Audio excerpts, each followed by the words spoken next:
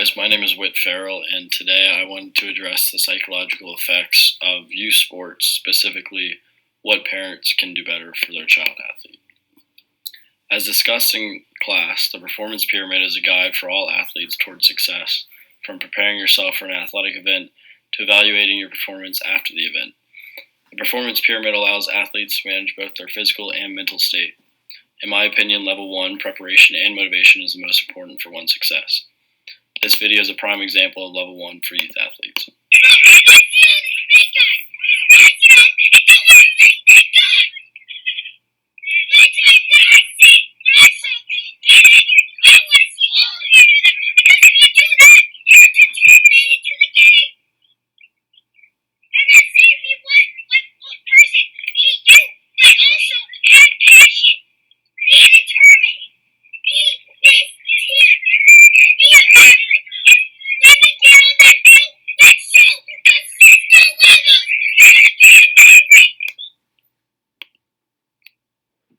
Now, I don't know about y'all, but I would run through a brick wall for this kid. The way he motivates his team and encourages them to have the same attitude he has is something every team needs. However, these types of leadership traits are hard to come by, especially in youth sports. This kid either has watched Coach Carter 100 times or he was born to be a leader. Some kids just have it in them to understand what it takes to will a team to win. Unfortunately, especially nowadays, more and more kids aren't participating in youth sports for competition. Instead, their parents are making them do anything just to put the video games down for more than 2 hours a day. So how can we teach these young athletes to find a sense of motivation and positive attitudes about their sport without forcing them to do so? Israel Adesanya is the UFC middleweight champion of the world, holding an undefeated record of 20-0. As seen in the clip, he has a sense of self-talk that is clearly unmatched. However, that's what separates him from the rest of his competition. While he is a professional athlete, youth athletes can reflect his unique mindfulness in their own way. Now, I'm not saying these kids should be prepared to die in their YMCA U10 soccer game. However, the sense of motivation and imagery of future success can be reciprocated in a way that is unique for a young athlete.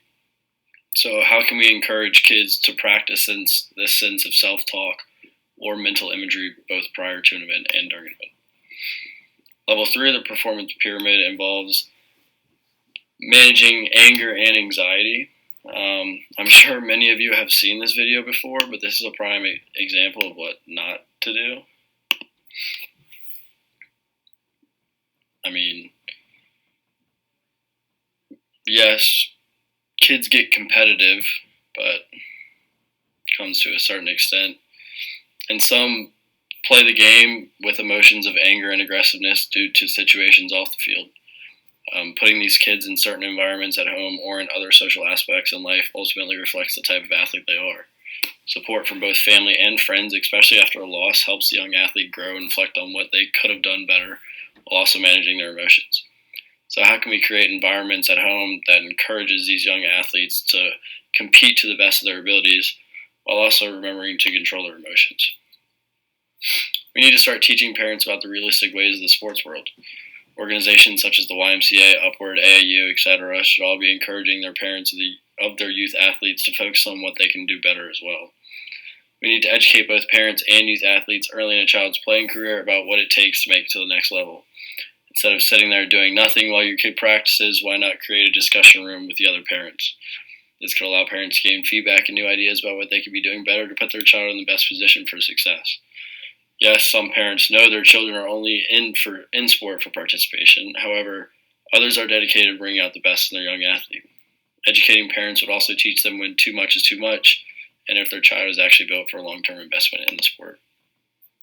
So after researching effective strategies about how to manage psychological factors from a parent's point of view, I kept finding a repetitive trend that I somewhat disagree with. Every scholarly article emphasized the idea of being patient, content, gentle, etc. with your children in sports, because at the end of the day, it's just a game.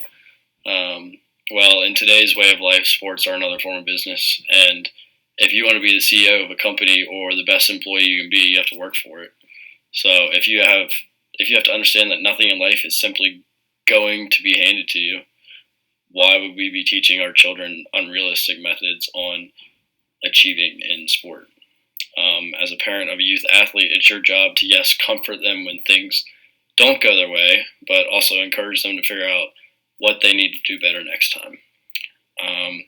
Unfortunately, nowadays, more and more parents are allowing their children to do what they want, when they want, and to avoid a rude awakening in the future, parents need to start being realistic and straight up with their children.